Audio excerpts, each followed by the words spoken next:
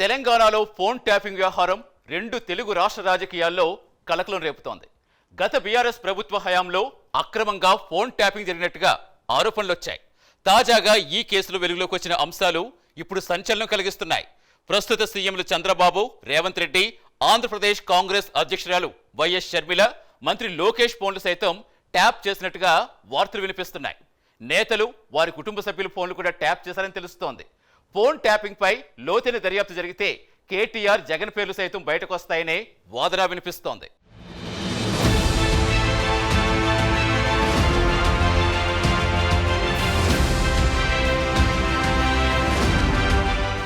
తెలంగాణను కుదిపేస్తున్న అంశాల్లో phone tapping వ్యవహారం ఒకటి. గత బీఆర్ఎస్ ప్రభుత్వం అక్రమంగా ఫోన్లు ట్యాపింగ్కు పాల్పడిందనే ఆరోపణలున్నాయి. పలువురి ఫోన్లను గత బీఆర్ఎస్ ప్రభుత్వం ట్యాప్ చేసి సొంత ప్రయోజనాల కోసం వాడుకుందనే వార్తలొచ్చాయి. ఫోన్ ట్యాపింగ్ అనేది చట్టరీత్యా నేరం. వాస్తవానికి తీవ్రవాద కార్యకలాపాలు, సంఘ విద్రోహ చర్యలని నిరోధించడానికి మాత్రమే ప్రభుత్వాలు ఫోన్ ట్యాపింగ్ చేపడుతుంటాయి. అది కూడా అన్ని అనుమతులు తీసుకున్న తర్వాతే ట్యాపింగ్ సాధ్యమవుతుంది. అయితే గతంలో కేసీఆర్ ముఖ్యమంత్రిగా ఉన్నప్పుడు తెలంగాణలో యథేచ్ఛగా ఫోన్ ట్యాపింగ్కు పాల్పడ్డారనే ఆరోపణలొచ్చాయి. విదేశాల నుంచి ఫోన్ ట్యాపింగ్కు అవసరమైన సామగ్రిని తెప్పించి పలువురు నేతల ఫోన్లను ట్యాప్ చేశారని వార్తలొచ్చాయి. దీనిపై ఈ ఏడాది మార్చి 10న కేసు నమోదై విచారణ మొదలైంది.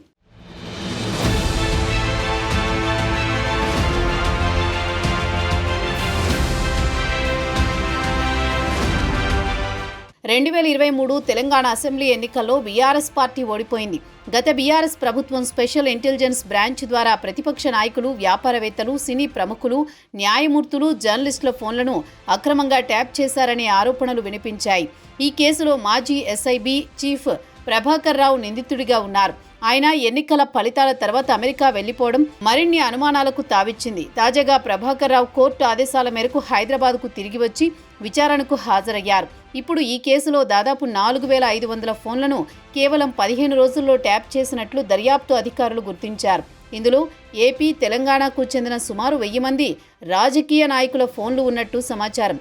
షర్మిల, చంద్రబాబు నాయుడు, నారా లోకేష్ ఫోన్లు కూడా ట్యాప్ చేసినట్లు నిందితులు అంగీకరించారనే వార్తలొస్తున్నాయి. తెలంగాణ కాంగ్రెస్ అధ్యక్షుడు మహేష్ కుమార్ గౌడ్ కూడా ఈ కేసులో సాక్షిగా విచారణకు హాజరయ్యారు. 2023 ఎన్నికల సమయంలో తన ఫోన్ను ట్యాప్ చేసినట్లు ఆయన ఆరోపించారు.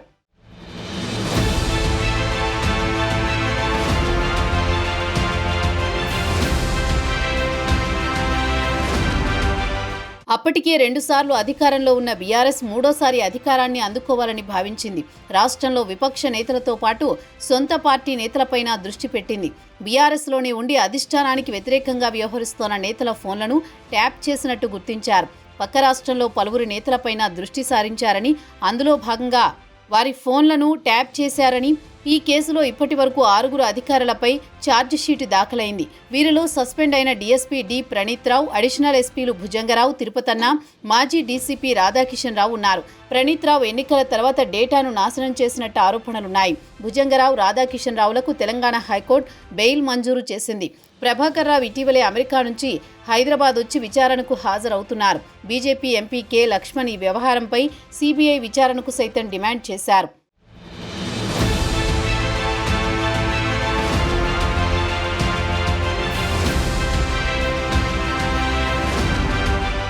ఏపీ కాంగ్రెస్ అధ్యక్షురాలు వైఎస్ షర్మిల ఫోన్లను సైతం ట్యాప్ చేసినట్లు సిట్ విచారణలో వెలుగులోకి వచ్చింది. ఆమె ఎవరెవరితో మాట్లాడుతున్నారు, అందుకు సంబంధించిన ప్రతి అంశం నాటి ఏపీ సీఎం, ఆమె సోదరుడు వైఎస్ జగన్కు చేరవేసినట్టు సమాచారం. వైఎస్ షర్మిల ఫోన్ను రహస్యంగా కోడ్ భాషలో ట్యాప్ చేసినట్లు దర్యాప్తులో తేలింది. గతంలో షర్మిలకు జగన్ మధ్య విభేదాలు తలెత్తినప్పుడు ఎవరికీ విషయం అర్థం కాలేదు. షర్మిల జగన్ను వ్యతిరేకించడం, జగన్ షర్మిలను దూరం పెట్టిన విషయాల వెనుక ట్యాపింగ్ ఉందని తెలుస్తోంది. ప్రధానంగా వివేక హత్య సమయంలో షర్మిల సునీతకు మద్దతు తెలిపారని, ఆ విషయాన్ని ట్యాపింగ్ ద్వారా గుర్తించిన జగన్ షర్మిలను దూరం పెట్టడంతో ఆమెకు కోపం వచ్చినట్టు తెలుస్తోంది. అప్పటి నుండి షర్మిల వ్యక్తిగత ఫోన్లను మార్చినట్టు వార్తలు వినిపిస్తున్నాయి. ఇప్పుడు షర్మిల ఫోన్ ట్యాపింగ్ వ్యవహారం వైఎస్ఆర్సీపీకి సమస్యగా మారింది. అటు టీడీపీ కూడా వైసీపీపై వేలెత్తి చూపుతోంది. ఈ ట్యాపింగ్ వెనుక బీఆర్ఎస్తో పాటు వైఎస్ఆర్సీపీ హస్తముందని టీడీపీ నేతలు ఆరోపిస్తున్నారు. తెలంగాణలో కేసీఆర్ గారు ముఖ్యమంత్రిగా ఉన్నారు. ఆంధ్రాలో జగన్మోహన్ రెడ్డి గారు ముఖ్యమంత్రిగా ఉన్నారు. ఇద్దరు చాలా సన్నిహితంగా ఉండేవాళ్ళు. ఒకరికి ఒకరు అన్నట్టుగా కేసీఆర్, కేటీఆర్ గారు జగన్మోహన్ రెడ్డి గారితో చాలా మంచి సంబంధాలను మెయింటైన్ చేశారు. అసలు వాళ్ళ సంబంధం ముందు రక్త సంబంధం కూడా చిన్నబోయింది. ఫోన్ ట్యాపింగ్ జరిగింది అన్నమాట ముమ్మాటికి నిజం. మరి ఈ ఫోన్ ట్యాపింగు వ్యవహారం తెలంగాణ ముఖ్యమంత్రి, ఆంధ్ర ముఖ్యమంత్రి కలిసి చేసిన జాయింట్ ఆపరేషను, లేకపోతే ఇది షేర్డ్ ఇన్ఫర్మేషను నాకు తెలియదు. కానీ ఒక మాట అయితే స్పష్టంగా అర్థమైంది. అదేమిటంటే ఫోన్ ట్యాపింగ్ జరుగుతుంది. ఎంతమంది మీద జరుగుతుందో నాకు తెలియకపోయినా నా ఫోను ట్యాప్ అవుతుంది, నా భర్త ఫోను ట్యాప్ అవుతుంది, నా దగ్గర వాళ్ళ ఫోన్లు ట్యాప్ అవుతున్నాయి.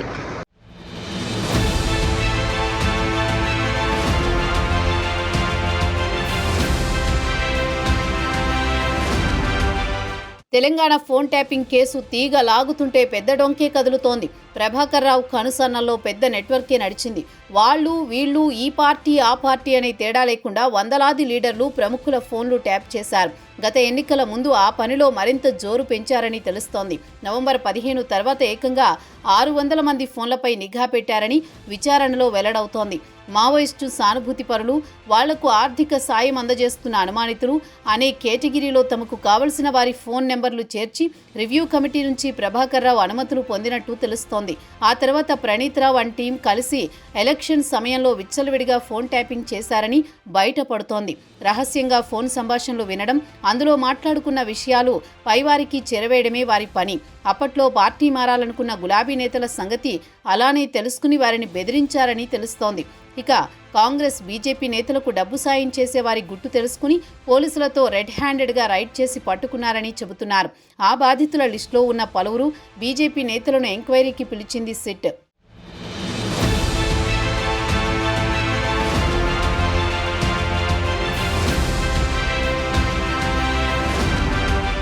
బీజేపీ ఎంపీలు ఈటెల రాజేందర్, ధర్మపురి అరవింద్, రఘునందన్ రావు ఫోన్ ట్యాపింగ్ కేసులో సిట్ ముందు హాజరు కానున్నారు. బుధవారం రావాలని సిట్ ఆ ముగ్గురికి సమాచారం ఇచ్చింది. అయితే హాజరయ్యేందుకు బీజేపీ ఎంపీలు సమయం కోరారు. జూన్ 22న వస్తామని చెప్పారు. ఎన్నికల సమయంలో ముగ్గురు బీజేపీ నేతల ఫోన్లు ట్యాప్ చేసినట్టు సిట్ గుర్తించింది. 2023 నవంబర్ 15 నుంచి ట్యాప్ చేసినట్లు ఆధారాలు సేకరించింది. బీజేపీ నేతలు, వారి ముఖ్య అనుచరులు, కుటుంబ సభ్యుల ఫోన్లు సైతం ట్యాప్ చేసినట్లు సిట్ గుర్తించింది. బీజేపీ నేతల రాజకీయ ఎత్తుగళ్లను ఎప్పటికప్పుడు తెలుసుకున్న ప్రభాకర్ రావు బీజేపీ నేతలకు ఆర్థిక సహాయం చేస్తున్న వారి ఫోన్లు ట్యాప్ చేయించి ఆ సమాచారాన్ని భుజంగరావుకు చేరవేశారు. ఆయన ఆ సమాచారాన్ని బీజేపీ నేతల నియోజకవర్గాల్లోని బీఆర్ఎస్ నేతలకు పంపినట్లు సిట్ గుర్తించింది. దీనిపై మరిన్ని వివరాలు తెలుసుకునేందుకు ఆ ముగ్గురు బీజేపీ ఎంపీలను విచారణకు పిలిచింది సిట్.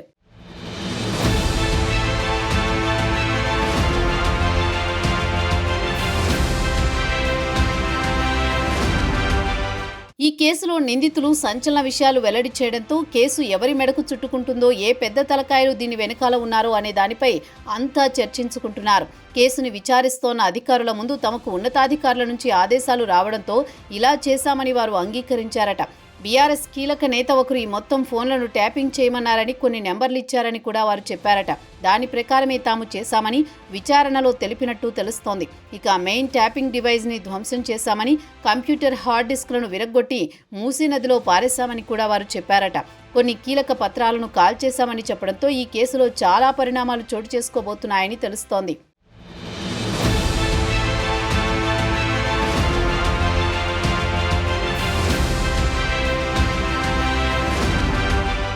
ఎమ్మెల్యేల కొనుగోలు విషయంలో ఫోన్ ట్యాపింగ్ చేసినట్లు గుర్తించారు. 2019 ఎన్నికల అనంతరం జరిగిన మునుగోడు, హుజురాబాద్, దుబ్బాక ఉప ఎన్నికల టైంలో ఫోన్ ట్యాపింగ్ పెద్ద ఎత్తున జరిగినట్లుగా విచారణలో తేలినట్టు చెబుతున్నారు. ఇక అన్నింటికన్నా ఎక్కువగా గత ఏడాది డిసెంబర్లో జరిగిన అసెంబ్లీ ఎన్నికల్లోనూ ఫోన్ ట్యాపింగ్ చేసినట్లుగా విచారణ అధికారులు గుర్తించారు.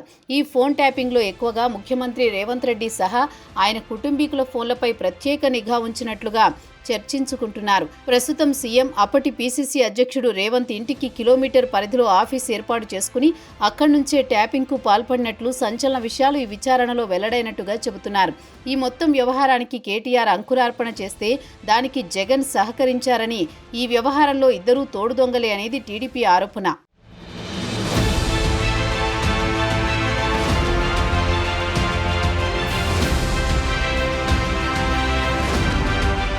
తాజా పరిణామాలు చూస్తే బహుశా ఇంత అరాచకంగా దేశంలో ఏ రాష్ట్రం ఫోన్ ట్యాపింగ్ చేయలేదని తెలుస్తోంది.